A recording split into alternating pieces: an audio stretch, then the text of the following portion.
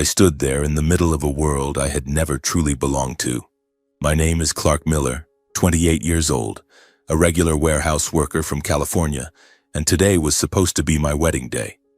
This five-star hotel was so dazzling it left me breathless. Crystal chandeliers sparkling like thousands of fallen stars hanging from the ceiling, casting light over 500 guests. Business tycoons, politicians, and the elite of high society.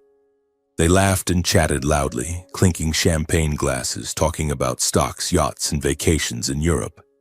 I was wearing a custom-tailored tuxedo, forcing a smile onto my face, but inside I was a bundle of nerves. This was my wedding to Lacey Ellington, daughter of one of the wealthiest families around, and I knew full well that I was just an ordinary guy who had somehow slipped into their world. My heart pounded as I scanned the crowd, searching for a familiar face among this sea of strangers. And then I saw him. My father, Benson Miller, 61 years old, walking in through a side door. He was wearing the same old suit I remembered him buying more than 10 years ago.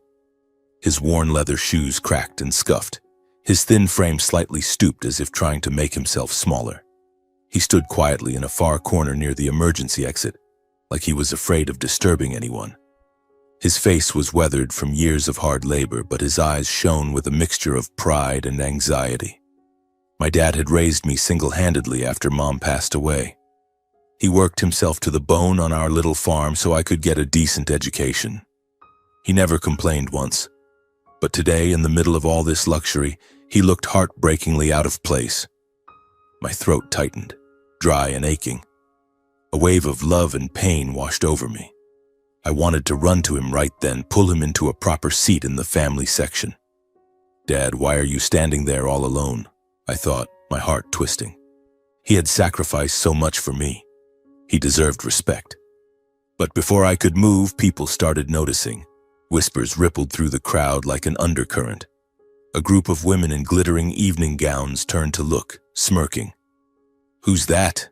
Looks like he just walked off a farm," one whispered, loud enough for me to hear. Fingers-pointed eyes judged him like he was some strange object that had wandered into their elite party. I felt the blood rush to my face, burning hot. They were mocking my father, the man who taught me how to be decent. My father-in-law-to-be, Brantley Ellington, chairman of the massive Ellington Group empire, stood not far away. He glanced at my dad with open disdain, as if looking at an insect. Then he turned away, shaking his head in annoyance, and went back to chatting with the senator as if nothing had happened.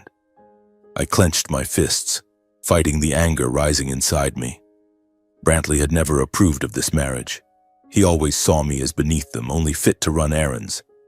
My mother-in-law-to-be, Elise Ellington, 54, stood among her circle of diamond necklace-wearing socialites.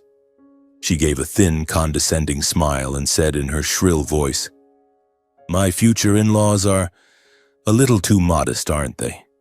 I wonder if he's comfortable in a place like this." The group burst into sharp, cutting laughter that stabbed straight into my heart. Elise always pretended to be polite, but I knew exactly what she thought of my family. Low-class people who didn't belong in the Ellington bloodline. My chest tightened with anger and humiliation on my father's behalf. I started toward him, determined to bring him to the family area, but Lacey, my bride, grabbed my arm hard. "Stop it right now," she hissed. "Just let your dad stand there. Don't make a scene. Today is supposed to be our day." I looked at her, stunning in her white wedding dress, but her eyes were cold, not a trace of empathy. I had loved Lacey for her strength, for the moments we shared joy and hardship back when we were just college students. But now she seemed completely changed, fully absorbed into her family's world. From across the room, my dad caught my eye and gave a small shake of his head, sad but resigned. It was like he was saying, "It's okay, son. Don't make a fuss because of me." He forced a weak smile, trying to hide his pain. My throat closed up, tears threatened to spill. My father had endured so much, and now he was still swallowing his pride for me. The ceremony continued in the grand hall. When it was time for the big family photos, I insisted on bringing my dad up on stage. "Dad, come stand with me," I said, voice trembling. He hesitated, then walked up, his old shoes squeaking loudly on the polished wooden floor. The bride's family immediately showed their discomfort. They stepped back, leaning away as if my father carried some disease. Lacey's younger brother, Marcos Ellington, a spoiled, arrogant kid, couldn't hold back. He sneered loudly, "Is that supposed to be a father? Looks more like a pile of country trash to me. And he's walking up here slow like a beggar." His voice carried, dripping with contempt. The whole group erupted in thunderous laughter. Some even patted Marcos on the back like he'd told the joke of the night. Lacey laughed too, not once looking at my father, not once trying to stop it. She just laughed, as if it were all harmless fun. I saw my dad standing frozen amid the roaring laughter, eyes red but still forcing a strained smile, clinging to the last shred of his dignity. Something inside me snapped. Rage exploded, burning through my chest.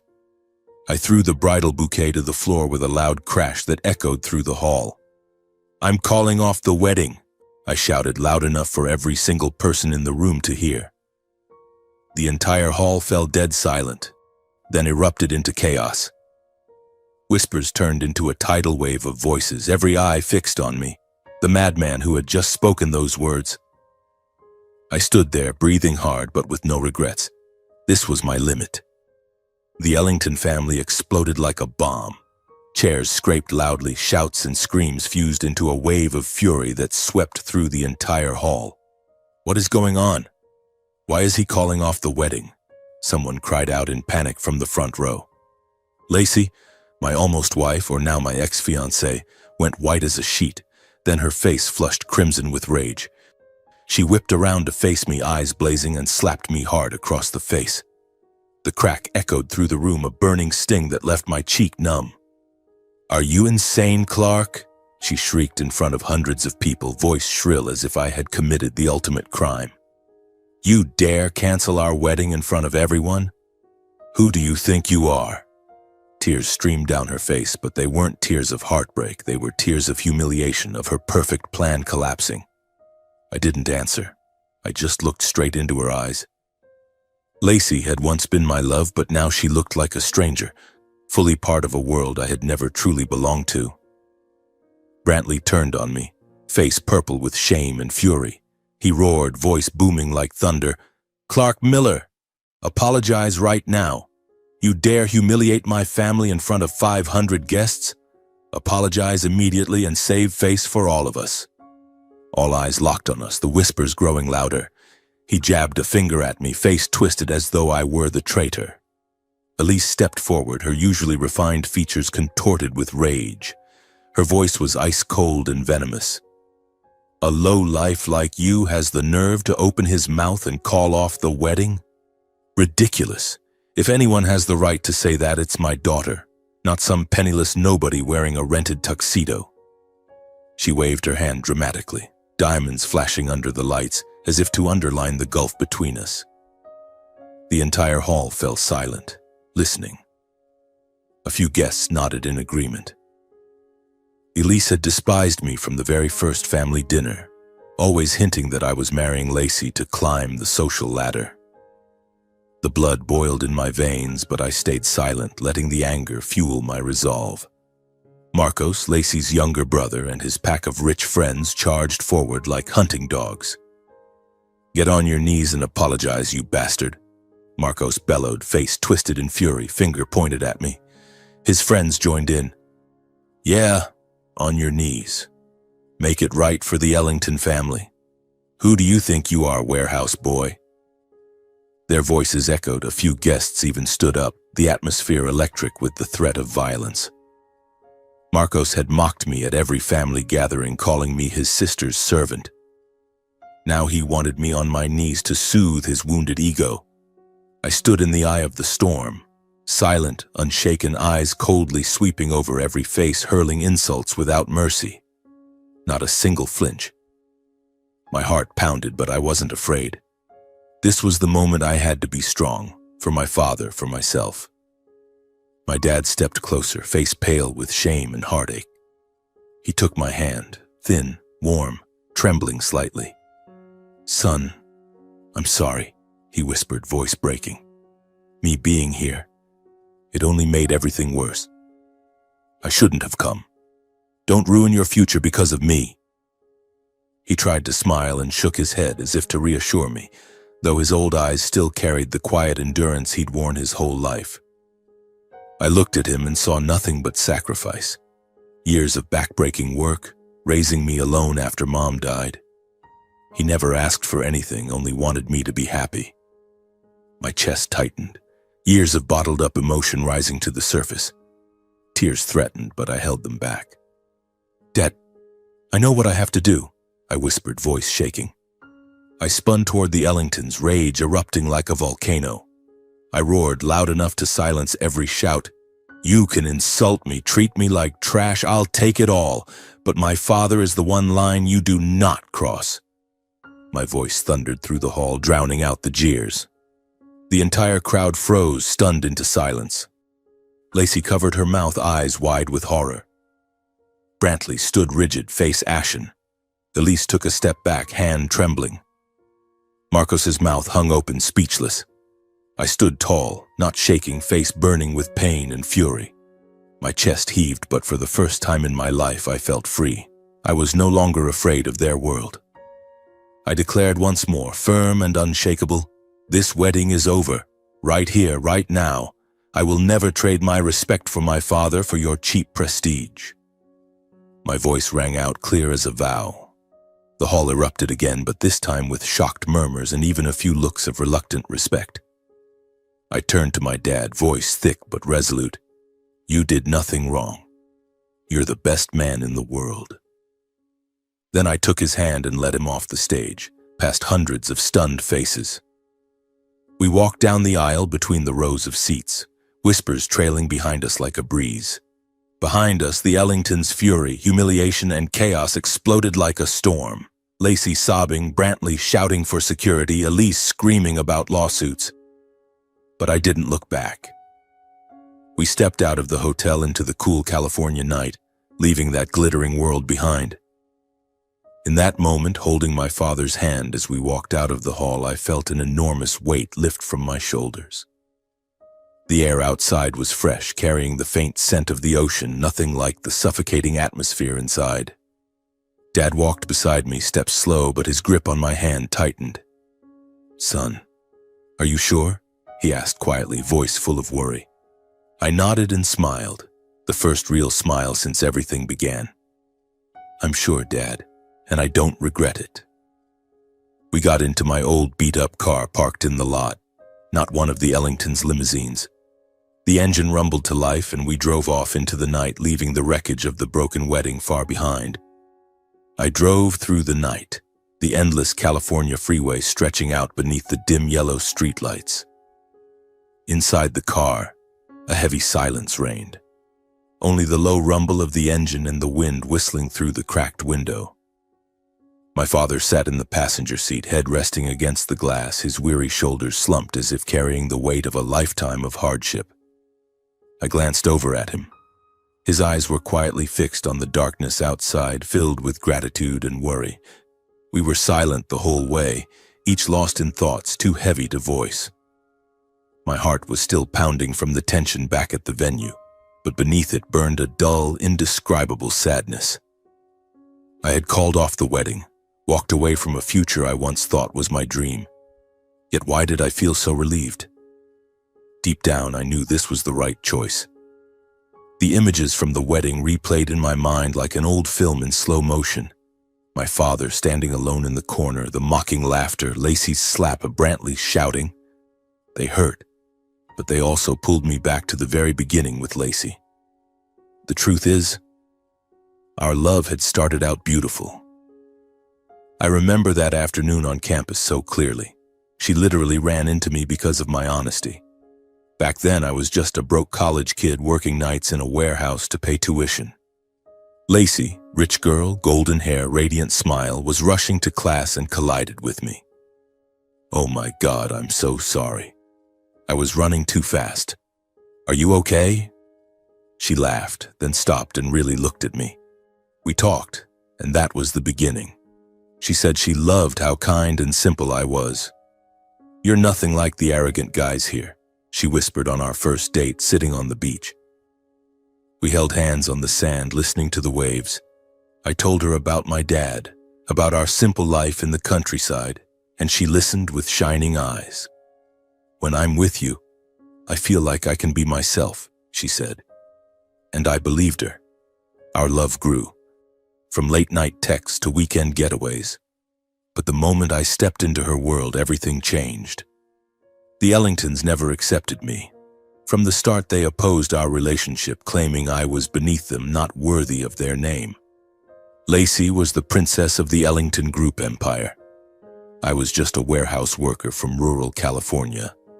To them, I was a temporary amusement, a fling before she settled down with someone suitable. I still remember my first visit to their Beverly Hills mansion. Pool, manicured gardens, everything screaming money. I wore my best clothes, but I still felt out of place among the priceless furniture. Brantley Ellington greeted me with a cold handshake, then pulled Lacey aside to whisper something. After dinner, he called me out to the balcony, voice dripping with contempt. "What exactly do you think you can offer my daughter? Lacey deserves someone far wealthier. You're temporary." He pointed at me like I was a low-level employee. I swallowed the insult and stayed calm, but his words cut deep. From then on, every meeting was the same. "My daughter needs a man with status, not someone covered in warehouse dust." Elise Ellington was subtler, but no less cruel. She kept up polite smiles when greeting me, but always found ways to humiliate. "Clark, that outfit is very casual, isn't it? Let me introduce you to our family tailor," she said at a party in front of her friends. Or another time when I mentioned my job. "A warehouse worker? How interesting. But Lacey needs someone with real ambition, you know." She implied I was marrying up a gold digger. I endured it, for Lacey. But every comment left a scratch, making me wonder if love was enough. They even presented me with a thick prenuptial agreement to protect their assets. It was a stormy evening in Brantley's lawyer's office. The black leather folder on the table was full of complicated clauses. I would have no claim to any Ellington property. If we divorced, I'd leave with nothing. "It's just standard procedure, Clark," Lacey said, avoiding my eyes. Brantley sat there, voice cold. "Sign it. Prove you love my daughter for herself, not her money." I felt humiliated, like they saw me as a thief. My hand shook as I held the pen, but I signed, thinking love would make it worth it. Now behind the wheel, I realized that was my first mistake. They never trusted me. And Lacey, she didn't either. Lacey had been so confident, certain that with her family's power and my soft heart, she could mold me into what they wanted.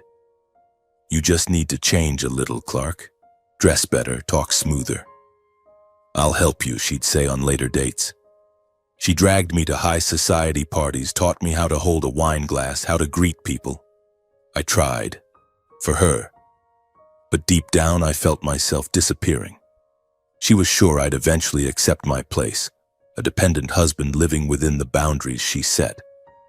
"Don't worry, my parents are tough, but once you adjust a bit, they'll come around," she'd smile, hugging me. But that arrogance, that blind certainty helped turn today's wedding into a disaster.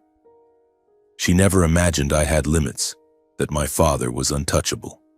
Now, driving down familiar roads, I wonder, does she regret it? Or is she just upset about the public humiliation? Behind the wheel, even with a heavy heart, I feel no regret. I know I did the right thing, the thing a decent man can never back down from. Calling off the wedding meant losing a life of wealth, but keeping my self-respect and my love for my father. That is what truly matters. I glance at Dad again. He's resting his head against the window, shoulders tired but eyes quietly filled with gratitude. He doesn't speak, but that look says everything. "Thank you, son, for choosing me." Warmth fills my chest, and I'm more certain than ever that today's choice was the only one I could have made. We've been through so much together. Mom's death, years of poverty, and now this storm. My father is my rock, and I will never let anyone hurt him again. The car speeds through the night, leaving behind the glittering lights of the ruined wedding.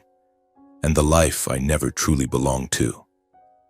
The road home to Dad is getting closer, small houses appearing under the moonlight. I remember the last time I was here before the wedding when he asked, "Are you happy, son?" I nodded then. But now I know what real happiness is. It's not mansions or luxury cars. It's this moment beside my father, free from fake chains. The car rolled to a stop in front of the familiar little house where my father had lived alone for so many years. It was an old wooden cottage with a patched-up shingle roof, a faded white picket fence, and a neat vegetable garden in the backyard. Warm yellow light spilled from the windows, greeting us like an embrace. I turned off the engine and stepped out. The cool night air rushed in, carrying the scent of damp earth and leaves. Dad walked beside me, his steps slower than usual, as if the storm from the wedding still clung to him. We entered without a word. The door creaked in the silence. Inside, everything was exactly as it had always been. The polished wooden floor from years of careful sweeping, the worn sofa with scratches from my childhood, and the fireplace in the corner glowing red, the crackling logs whispering comfort. We sat down in front of the fire. Its warmth spread over our tired bodies, but it couldn't quite chase away the heaviness that lingered from the chaos of the wedding. My heart was still racing. The mocking laughter, Lacey's slap, Brantley's shouting, they all spun in my head. I bowed my head, hands clasped tightly, voice trembling. "Dad, I'm sorry. I dragged you into something so humiliating. I never should have let you come. Never should have let them insult you in front of everyone." Tears threatened, but I held them back. Then I looked up at him, voice steadier. "But I don't regret it, not for a single second. I'd rather lose everything than let them touch you." Dad looked at me, his old eyes gleaming in the flickering firelight. He placed his thin but strong hand, the hand of a lifetime of hard work, on my shoulder. His voice was low and warm, filled with a pride he rarely put into words. "Son, I understand why you did it, and I'm so proud of you. In the middle of all those high society people, you stood up for me, for what's right. Not everyone would give up their future to protect a poor old man like me. But you did. You proved you're a real man." He squeezed my shoulder harder, a gentle smile spreading across his face. But behind that kindness, I saw something else in his eyes, a quiet depth, as if he'd been hiding a secret for far too long, waiting for exactly this moment to reveal it. Then, unexpectedly, he let out a long sigh, as though releasing a burden he'd carried for decades. He looked straight into my eyes, suddenly serious in a way that made me uneasy. "Clark, there's something I need to tell you. I'm not the poor, simple farmer everyone thinks I am, and that you've always believed I was. I am actually a billionaire." The words rang out, clear yet soft, like a slow-motion bomb exploding in the quiet room. I froze. My ears rang, my mind spun. A billionaire? My father, the man in the old suit and worn shoes living in this tiny house, was a billionaire? I thought the shock of the wedding had affected him, that he was speaking out of emotion, trying to comfort me with some made-up story. I forced a shaky smile, stammering, "Dad, what are you talking about? You're tired, aren't you? Today was too much, please rest." I rubbed his back, heart pounding, unsure how to react. My dad, a billionaire? It was the most ridiculous thing I'd ever heard, even worse than the Ellingtons' insults. But Dad just smiled kindly, completely unfazed. He stood up and walked into his bedroom, the small private room I was rarely allowed to enter. I heard drawers opening, papers rustling. Then he came back carrying a thick stack of documents and placed it right in front of me on the old wooden table. It was a heavy black leather folder filled with glossy papers and bright red official seals. "I want you to see this," he said softly, sitting beside me, watching my reaction. Still skeptical, heart hammering, I picked it up with trembling hands and opened the first page. It was a share certificate from a major tech company, worth millions of dollars. I turned the page. My eyes widened. International investment reports, bank statements with 9-figure balances, property deeds, beachfront mansions, luxury apartments in New York, even a small private island in the Caribbean. Every document bore my father's name, Benson Miller, stamped clearly by legal authorities. My hands shook harder with every page. I was speechless, stunned. The simple father who taught me to save every penny, who showed up to my wedding in worn-out shoes, was behind a fortune this massive? My head spun. The familiar world I knew had just flipped upside down in minutes. Dad, what is all this? How? I stood up abruptly, barely able to form a sentence, voice cracking as the ground seemed to crumble beneath me. Dad watched my reaction, a gentle smile on his lips, but eyes deep with meaning, as if he'd been waiting years for this moment. He tilted his head and asked lightly, "So, you don't think your old man is just a crazy, clueless farmer anymore, do you?" There was humor in his voice, but it carried profound weight. I stared at him, mouth open, lost for words. My father? A billionaire? The thought kept repeating, making me dizzy. He gestured for me to breathe, to calm down before emotion swept me away completely. Then he pulled his chair closer and placed a steady hand on my shoulder, anchoring me to reality.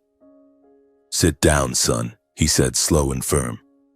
"From now on, I'm going to tell you everything from the very beginning, about your mother, about the real inheritance she left behind, and about why I've had to hide it all these years."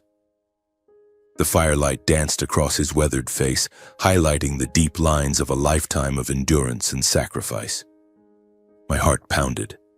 I felt as though I were about to step into an entirely new chapter of my life, one I never knew existed.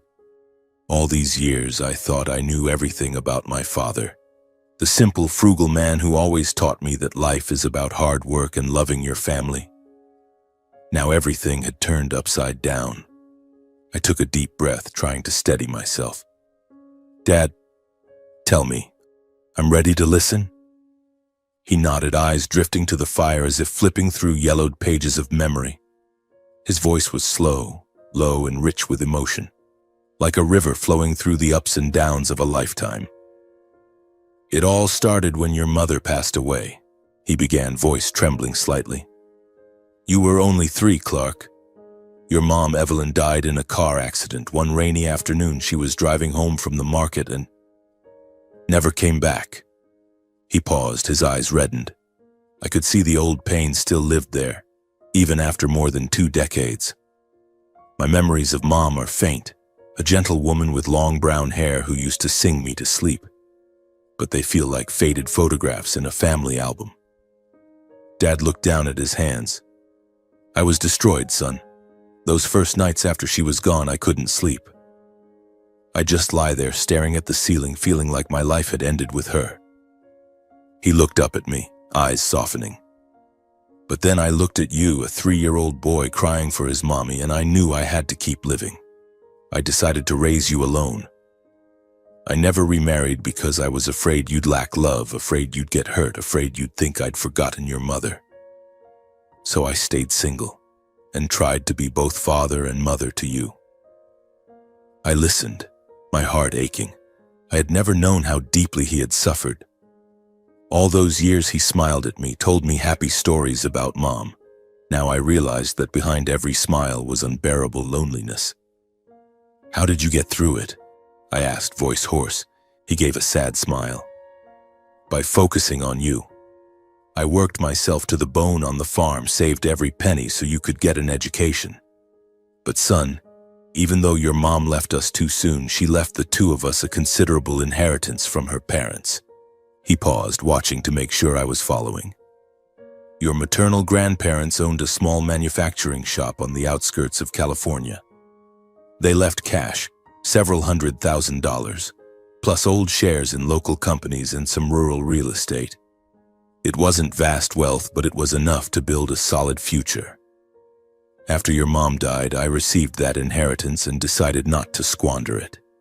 I thought, this is the last gift from your mother. It has to protect you." My eyes widened as I tried to picture it. We had always lived frugally, eating homegrown vegetables, wearing secondhand clothes, driving that beat-up old truck. I never dared imagine that my mother had actually left behind a significant fortune. "So what did you do with the money?" I asked, curiosity burning. Dad sighed, a nostalgic glint in his eyes. "In the years that followed, I quietly taught myself how to invest, son. From the modest amount your mom left, I decided to do something long-term. I went to the library and borrowed finance books, The Intelligent Investor, Rich Dad, Poor Dad, and stayed up late studying every night after you were asleep. I had no one to ask for advice. I just figured it out page by page." He leaned toward me, voice growing more animated. "I started buying tech stocks when almost no one believed in them. Apple when they were still struggling, Microsoft in its early days. Then I quietly bought up cheap land in the suburbs that nobody else wanted, holding it and waiting. I even put money into small startup funds, young tech companies I believed would explode in the future. It was all a gamble, but I had faith." He told the story in detail, eyes shining as if reliving those days. I pictured him at the old desk lamp, notebooks filled with scribbles, an ancient computer. "Sometimes I made huge gains," he smiled. "Like when tech stocks boomed in the 2000s. My account skyrocketed in just months, from hundreds of thousands to millions. I remember waking up one morning, checking the balance and nearly falling over. I thought, I did it. But life isn't always smooth. There were times I lost heavily, almost half of everything I'd built, like during the dot-com crash. I poured money into new internet companies thinking they'd change the world. Then the bubble burst and stocks crashed. I lost hundreds of thousands, left with barely enough to start over. Those nights I sat alone, wondering if I'd been too reckless. I listened, on the edge of my seat like it was a movie. "How did you feel then?" I whispered, hands clenched. Dad shook his head with a sad smile. "It hurt, son. I thought of you, of our future, and I was terrified of losing everything." He paused, then continued, voice slow but resolute. "But those failures made me more careful. I studied finance even deeper, reading the Wall Street Journal every day, following economic news, even quietly joining online forums to learn from others. I stayed up all night researching markets, analyzing charts, learning about risk and protecting capital. Finally, after decades of patience and steady steps, his wealth grew exponentially, from millions to tens of millions, then hundreds of millions. And now my father's total net worth exceeded $1 billion. I sat frozen, trying to process it. Dad, the man in old shirts driving a rusty truck, was a billionaire? "Why did you hide this from me, Dad?" I asked, voice shaking. He looked at me for a long moment, then spoke slowly, voice deep and heavy with meaning. "I hid it because I wanted you to grow up normal, Clark. I deliberately lived like a poor man. Old clothes, old car, no showing off so money wouldn't corrupt you. I've seen too many rich kids ruined by excess, and I was terrified you'd become like that. I only wanted you to keep your kindness, honesty, and love for family." He placed his calloused hand on mine, squeezing gently to emphasize every word. "If you had known I was rich, you might have grown dependent or arrogant. And I didn't want to lose you to the corruption of money. I wanted you to grow up on your own strength, exactly as I taught you when you were little." His words struck my heart. I remembered his lessons. "Money comes and goes, son, but character lasts forever." Now I understood why he was so strict about money, why we lived simply. It wasn't poverty. It was a life lesson. He continued, voice thick with emotion. "And today, watching you stand up for me in front of all those high society people, I knew my son had grown exactly as I hoped. You kept your good heart despite every temptation, fame, money from the Ellingtons. That moment made me decide to reveal everything. You proved you're worthy of the truth and of the power that comes with this fortune." Tears rolled down my cheeks. How much had Dad sacrificed to raise me, right? He handed me a small key, the key to the safe containing the original documents, and said, "I'm giving you full control of this fortune. Use it, son. Use it to reclaim our dignity, our justice, and everything we were robbed of on that humiliating wedding day. I trust you to do it." I hugged him, too moved to speak. That night, my world changed forever. I was no longer just Clark the warehouse worker. I was the heir to a hidden empire with a mission to make those who humiliated us pay. The next morning, I woke up with a strange sensation. My body was still that of the old Clark Miller, but inside was a new man filled with determination and power. My father's little house was no longer just a humble refuge. It had become the secret headquarters for our plan. We sat around the old wooden kitchen table, steam rising from cups of strong black coffee, and began mapping everything out. Dad, with decades of investment experience, guided me step by step. "We can't show our hand yet," he said, voice calm but razor sharp. "We have to stay quiet, son. Set up an anonymous investment fund, no trace of our identities." I nodded, heart racing with excitement. We immediately created the fund, named Miller Holdings LLC, but registered it through shell companies in Delaware, where the law protects owner anonymity. Dad showed me how to move money from his hidden accounts, and within days the fund had tens of millions of dollars ready to deploy. We began quietly buying up Ellington Group shares from disgruntled minority shareholders. I still remember those first calls. Through intermediaries, we contacted individual investors on the exchange, purchasing small lots to avoid attention. "Buy slowly, son. No rushing," Dad reminded me, eyes gleaming with seasoned wisdom. I hired a discreet financial team, freelance experts from small firms in San Francisco, bound by ironclad NDAs. They dug into Ellington Group's cash flows, public financial reports, supply chains, and deep dives into expense records. At the same time, we gathered testimonies from former employees who had been unfairly fired. I personally called them under a fake name, listening to their bitter stories. "Brantley fired me because I refused to hide his personal expenses," one said, voice shaking. "He used company money to buy gifts for his mistress." Those clues piled up like pieces of a dark puzzle. From there, we uncovered Brantley Ellington's financial misconduct.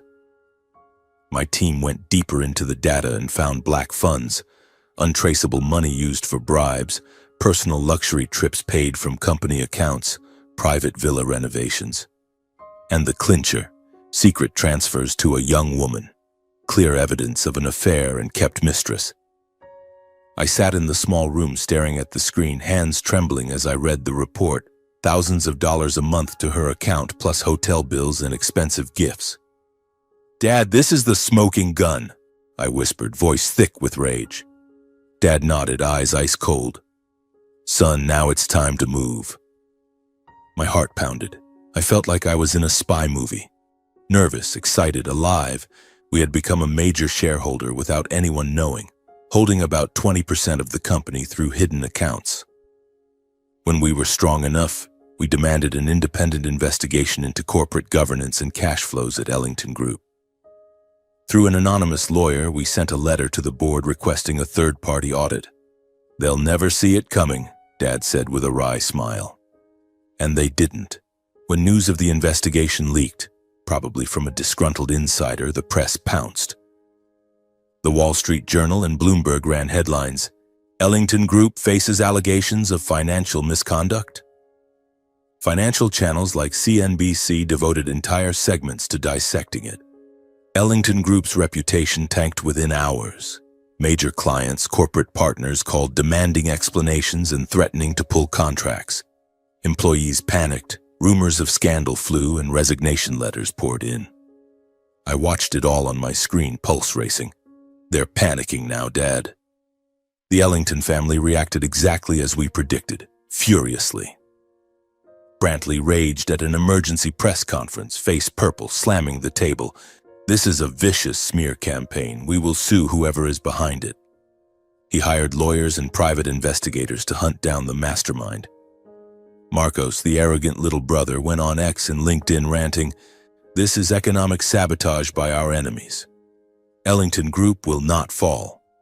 He posted nonstop, begging for support, but only got mocked in the comments.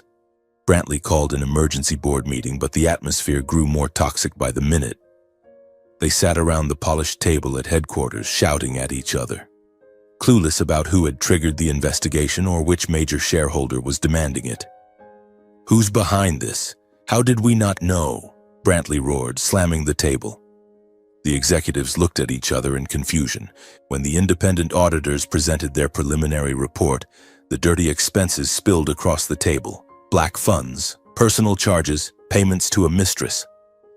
Shareholders erupted, pounding the table. "Brantley, explain this now. That's our money, not yours." Some demanded his immediate removal, voices shaking with fury.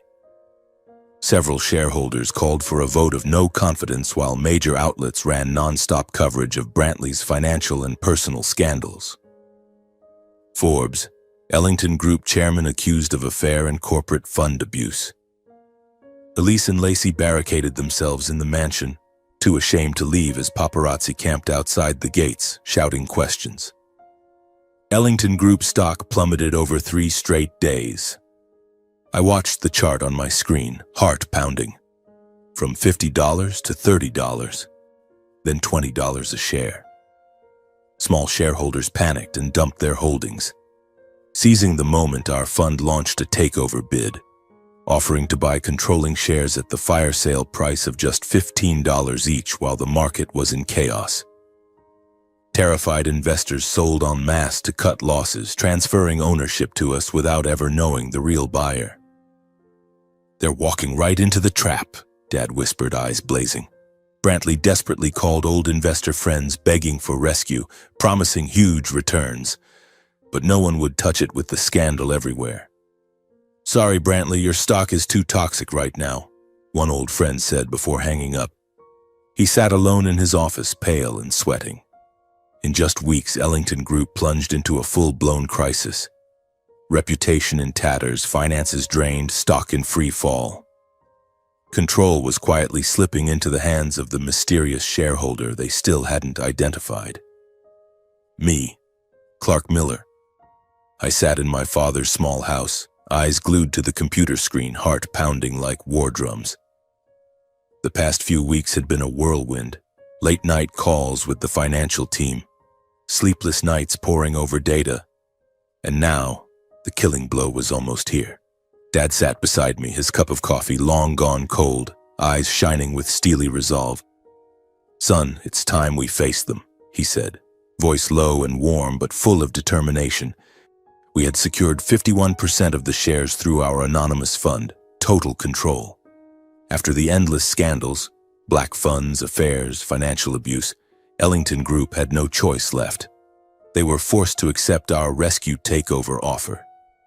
An emergency shareholders meeting was called at their California headquarters, drawing hundreds of shareholders, reporters, and business partners. The day arrived. We drove there, the salty California sea breeze blowing through the windows. My heart was racing, hands gripping the steering wheel. "Nervous, Clark? Afraid of something?" Dad asked. I shook my head. "Not afraid, Dad. Just excited. They treated us like trash. Now they'll see." He placed a hand on my shoulder. "Remember, son, not blind revenge, justice." His words calmed me, but deep down the anger still burned. Memories of the laughter mocking my father, Lacey's slap, Marcos's sneers. This was the moment to take everything back. Ellington Group headquarters was packed. Hundreds of shareholders crowded the grand conference hall, whispers buzzing like a disturbed hive. Reporters from the Wall Street Journal, Forbes, even CNN lined up cameras and microphones. Major business partners sat in the front row, faces tense over hanging contracts. The air was thick with coffee and nervous sweat. We waited in a side room, catching fragments of the noise.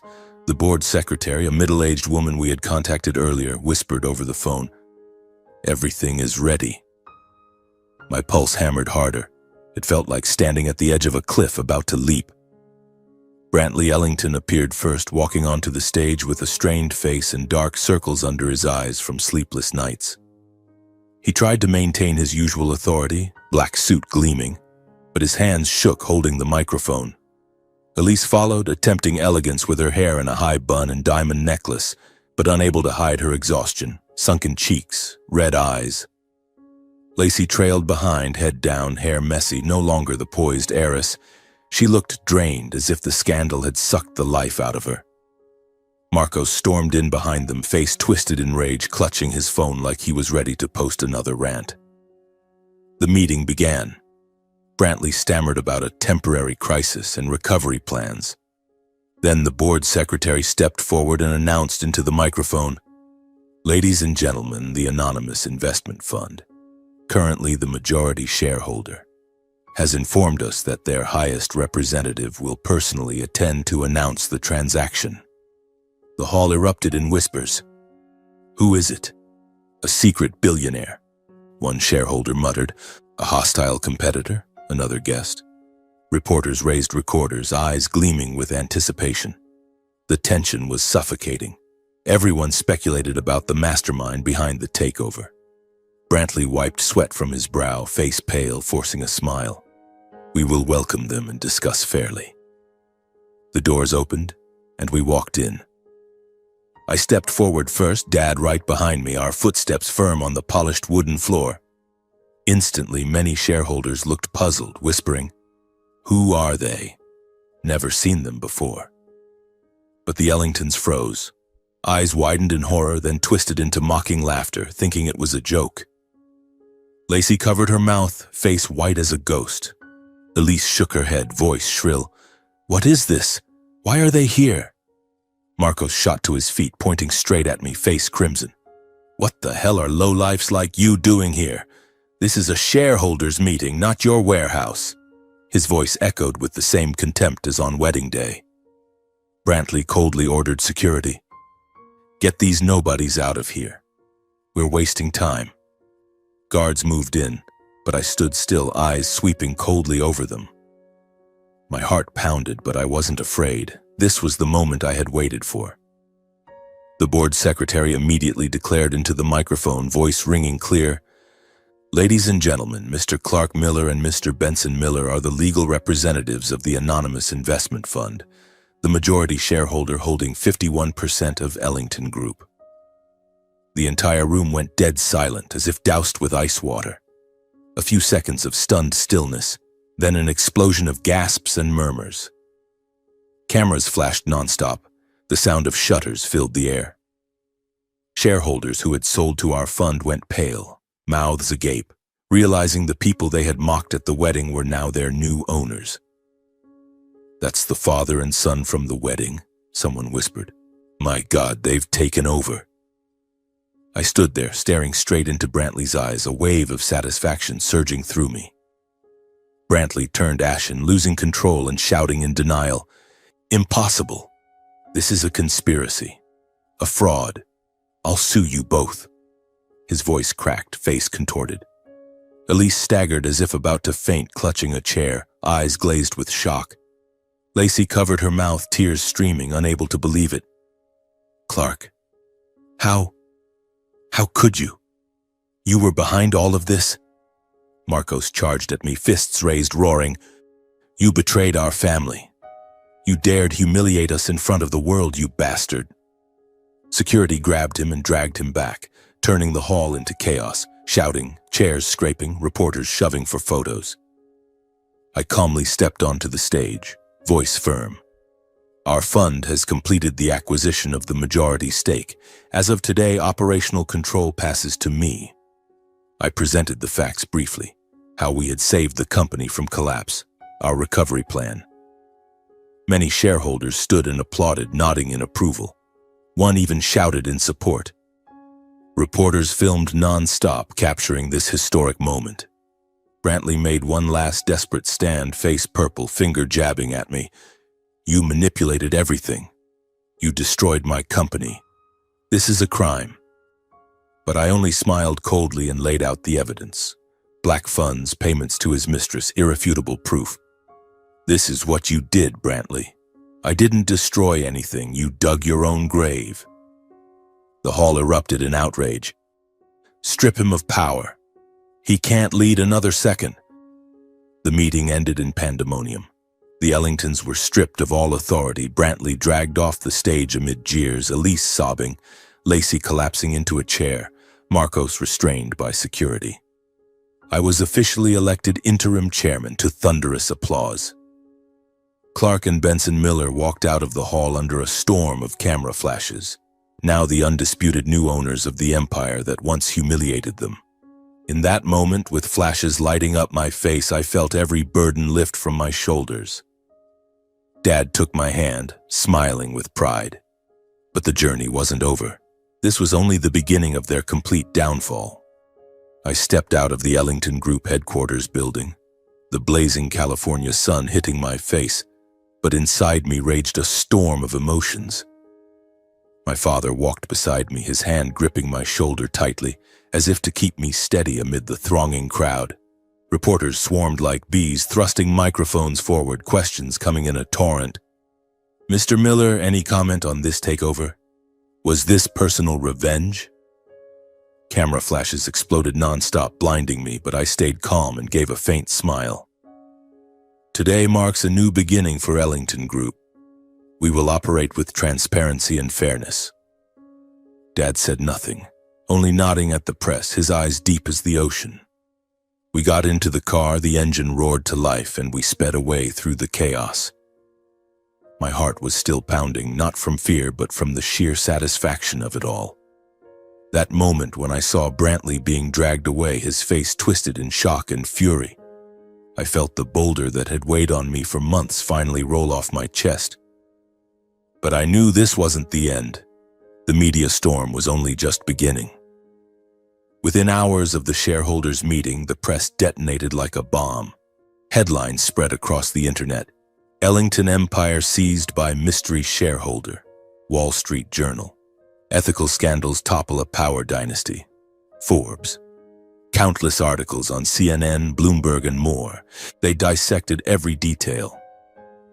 Brantley's black funds, the affair, and my sudden appearance. The warehouse worker once humiliated at his own wedding is now the new boss. Social media exploded. #EllingtonFall trended overnight. I sat at Dad's computer, scrolling through the articles, a bittersweet ache in my chest. Overnight, the Ellington name had fallen from the heights of high society into public ridicule. I remembered the wedding day, how they laughed at my father like he was a beggar, and now they were tasting that same humiliation. See, son, Dad whispered beside me. Justice always comes, even if it's late. Brantley was immediately placed under investigation. Regulatory bodies, the SEC, the FBI, jumped in armed with the evidence we had supplied. The press exposed every dirty expense. Private jets paid for with company money, lavish bribes disguised as gifts, and especially the payments to his young mistress, barely older than Lacey. Leaked photos of their secret meetings surfaced, along with monthly bank transfers in the tens of thousands. Brantley Ellington, from tycoon to fraud, screamed the New York Times headline. He lost all credibility with the public and his partners. Former investors turned away. Business deals were canceled en masse. Elise faced a vicious backlash from the elite socialite circle. Former friends who once fawned over her now tore her apart online. Letting a scandal like this happen in your own house, how shameful, one posted, and it spread like wildfire. Luxury brands, Chanel, Louis Vuitton, immediately cut ties and canceled charity events she chaired. Elise, the woman who once sneered that my father was far too modest, now hid inside her mansion, avoiding all social functions. Paparazzi camped outside the gates, snapping photos of her through windows, haggard and broken. Marcos, the arrogant little brother, had his old videos dug up, clips of him flaunting yachts and supercars while mocking the poor. Country bumpkins like that are only fit to be servants. They went viral on TikTok and Reddit. He became a laughingstock. The talentless heir of Ellington Group shows his true colors. Memes flooded the internet. His desperate apology posts were drowned in mockery. He once called my father country trash. Now he was the one society had thrown away. I watched from afar, nervous, yes, but satisfied. Not malicious joy, but the feeling that justice was being served. Lacey suffered the worst public shaming. The wedding video of her laughing at my father was clipped and paired with footage of her sobbing at the shareholders' meeting, becoming a viral meme. From mocking others to collapsing in tears, life comes back around fast. Old friends abandoned her. Her Instagram was shut down from hate comments. The Ellington family, once California's untouchable elite, became the wreckage of a fallen empire.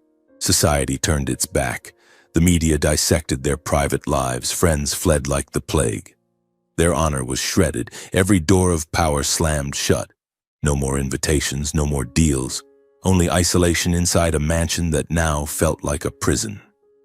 While the Ellingtons drowned in chaos, their reputation torn to pieces and their old system collapsing with them, I realized this was the moment to act, to save the company from the ruins they left behind. As interim chairman, I couldn't let Ellington Group go bankrupt. Thousands of employees depended on it, and I wasn't a destroyer. I walked into the chairman's office, the huge room with a panoramic city view where Brantley once sat in arrogance, and got to work. Dad advised from afar over the phone, "Rebuild it, son, but do it fairly and transparently." My heart raced with responsibility, but also with excitement at the chance. I appointed a new interim executive team, removing every Brantley loyalist involved in the misconduct. Directors who hid black funds, assistants who stayed silent. I fired them decisively in tense meetings where they begged, "Mr. Miller, please give me another chance." I shook my head. The company needs honest people. I brought in fresh ethical, financial, and audit experts from reputable firms. They entered with new energy, and hope began to creep in. I ordered a full top-to-bottom audit, every contract, every dollar. Late nights in the office under bright lights, my team and I sat around the table. "This project is bleeding money. Cut it," I said firmly, staring at the reports. I eliminated Brantley's wasteful vanity projects and preserved the solid foundations, tech and real estate divisions with real potential. My heart raced with every new discovery of wrongdoing, but also with excitement at the possibilities. This company can rise again, I thought, voice steady. I publicly released the full audit results to all shareholders, a move that shocked the market. Instead of hiding like Brantley, I held a press conference and stood at the microphone. "We are committed to transparency. Here is the complete report, no cover-ups." The stock stabilized. Investors called to congratulate us. The market began trusting the company again under new leadership, and I felt proud, not for power, but for doing the right thing. Employees who had lived in fear under the old toxic culture started breathing easier. In meetings, they told me, "Under Brantley, we were afraid to speak the truth." Some even stepped up. "For the first time, we feel heard, Mr. Miller." I held open forums, listened to their ideas, and the company culture shifted from fear to collaboration. My heart warmed seeing them smile. It felt like building a new family. The media tone changed too. A new dawn for Ellington Group, Bloomberg, rising from the ashes, CNBC. Clark Miller became a business sensation. Constant interviews, profiles praising the warehouse worker turned CEO. I smiled to myself, remembering when they looked down on me. Meanwhile, the Ellingtons were completely shunned by society.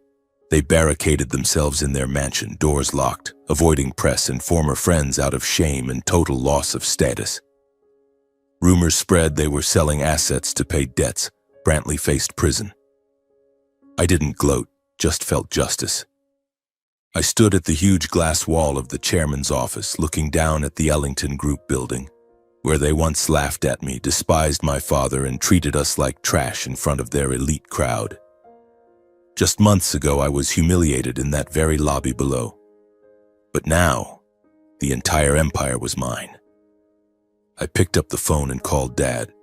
On the other end was his familiar, warm, deep voice. I said softly, still watching the Ellington logo far below, "Dad, we did it." There was a brief silence. Then his gentle laugh rang out. "I'm prouder of you than ever, Clark." The chairman's office was vast, with a polished walnut desk and a panoramic view of the bustling city, now my domain. The late afternoon sun streamed through the windows, illuminating the stacks of papers on the desk, financial reports, new contracts, and plans for the future. I leaned back in the plush leather chair, took a deep breath, and felt like I was living in a dream. Just months ago, I was a warehouse worker who had been despised. Now I was Clark Miller, chairman of a corporation on the rise. But I knew none of it had come easily. After surviving the initial crisis, those first chaotic weeks of plunging stock prices and panicked employees, I threw myself into rebuilding the company with relentless determination. There was no time to celebrate or rest. I dove into the work like a hurricane. First came renegotiating strategic contracts. I reached out to the partners who had abandoned Ellington Group over Brantley's scandals, major Silicon Valley firms, investment funds from New York. "We're changing," I told them in video meetings, voice firm yet sincere. "Transparency is our top priority. Give us a chance to prove it." They were hesitant at first, but with Dad's quiet, razor-sharp guidance, I won them over. He called every night, analyzing the data. "Son, this contract has a loophole in the payment clause. Renegotiate it." He never appeared in public, but his advice was my compass. Thanks to him, we signed a deal with a major tech startup, bringing in tens of millions in fresh capital. I still remember the moment I signed that first contract. My hand trembling slightly on the pen, heart pounding with excitement. This is the turning point, I thought. And it was. The company began growing again. The first quarter's profit far exceeded market expectations, swinging from heavy losses to a 20% net profit. The stock started climbing from a low of $10 to $40 in just 3 months. The reputation that had been lost slowly returned. Clients called to congratulate us. Employees smiled when they saw me in the hallways. Business magazines ran nonstop stories about the Clark Miller phenomenon. The young man once humiliated by his almost in-laws, now leading one of California's fastest reviving corporations. I opened Forbes on my desk and saw the long feature with my photo in front of headquarters. From warehouse to chairman's office, the inspiring story of Clark Miller. They told my journey, from the broken wedding to the shocking takeover. Every article felt like medicine, exciting yet humbling. Dad read them over the phone, voice warm. "You've done well, son. But keep your feet on the ground." His words steadied me amid the whirlwind of fame. Once the foundation was solid, stable profits, loyal employees, I decided to hold a renaming ceremony, officially erasing the memory of Ellington Group. It was a beautiful morning in the company's grand auditorium, packed with hundreds of shareholders and partners. The air buzzed with anticipation, whispers, the scent of fresh coffee mixed with expensive perfume. I stood on stage, microphone in hand, heart pounding like the day I called off the wedding. "Today we close the past and open the future," I said, voice ringing through the hall. "From now on, the corporation will be known as Miller and Company Holdings, a symbol of transparency and sustainable growth." The applause was thunderous, endless. I looked down at the front row and saw Dad standing there, quietly watching his son put the final period on the empire that once humiliated him. His eyes glistened with tears, but they shone with pride, the old eyes now sparkling like stars. He said nothing, only nodded slightly, but that nod carried a lifetime of sacrifice. I choked up, nearly tearing up on stage. "Thank you, Dad," I whispered in my heart. The ceremony ended in cheers. After the renaming, Dad and I moved to a lakeside villa, one of his anonymous properties on the outskirts of California, surrounded by shimmering water and lush forest. For the first time, we had true peace. Mornings we fished by the lake, the gentle lapping of water, the smell of damp earth. Dad taught me how to bait the hook. "Patience, son. The fish will bite." Afternoons we reviewed financial reports in the spacious living room, sunlight filtering through the curtains. Evenings we sat by the fireplace talking about the future, global expansion, green tech investments. I set up an office for Dad, calling it the advisor's room. Big wooden desk, bookshelves full of investment books, and an old photo of Mom on the wall. "This is my thank you to you, Dad," I said, voice thick with emotion as I showed him in. You raised me from nothing and taught me that even when the world turns its back, we stand tall on our own values." He hugged me, voice trembling. "Son, I'm the lucky one to have you." Those moments filled me with quiet, overwhelming happiness. Life was no longer a battle. It was the peace we had earned. One peaceful afternoon, as I stood on the balcony watching the lake glitter under golden sunlight, the villa gate suddenly creaked open. The sound pulled me from my thoughts. I turned, and my heart clenched. Lacey stood there, face gaunt, hair uncombed and messy, eyes red from sleepless nights. She no longer looked like the heiress of old. No glamorous dresses, no sparkling jewelry, just a broken woman in an old shirt and worn jeans, hands trembling on her bag. She walked slowly toward me, looking so defeated it caught me off guard. "Clark, please let me see you one last time," she whispered, voice breaking as if expecting me to send her away. My heart raced, a flood of old emotions rising, not anger but a mix of memories. Lacey, the woman I once loved deeply, now stood before me like a ghost from the past. I stepped out to the gate, not angry, not hurt, just calm, like facing a familiar stranger. The lake breeze carried the cool scent of water, but the air between us was heavy. Lacey broke down the moment our eyes met, tears streaming down her hollow cheeks. "Clark, I've lost everything. Reputation, friends, status, all gone after the scandal. My family is destroyed. Dad is facing prison, Mom won't leave the house, and I can't sleep because that moment haunts me every night." She paused, breath shaking. "The moment I laughed at your father at our wedding, I don't know why I was so blind. Now when I think about it, I just want to disappear from shame. I'm truly sorry. I can't sleep from the guilt." Her voice cracked, eyes swollen. "I'm sorry, Clark. Not because I expect forgiveness or want you back. I know I have no right. I just needed to say it so I can breathe again. The guilt is eating me alive day after day." I looked at her for a long time, taking in every detail. Puffy eyes, ashen skin, trembling hands. My heart ached. I once dreamed of a life with her, beach dates, kisses under the moon. But then I remembered the wedding. Her careless smile when Marcos mocked my dad, the way she held my arm to stop me from making a scene. The pain was still there, but no longer sharp, just a healed scar. I took a deep breath and spoke gently. "Lacey, some things don't need revenge, they just need letting go. I've let go and you should too. I wish you a new life, one you truly belong to." She collapsed, sobbing into her hands in front of the lakeside gate, cries echoing in the evening breeze. I turned and walked back inside the villa without looking back, heart heavy, yet light. That was our final encounter, a closing of the old chapter. Dad stood inside behind the large glass doors overlooking the lake. He had watched the entire conversation but said nothing.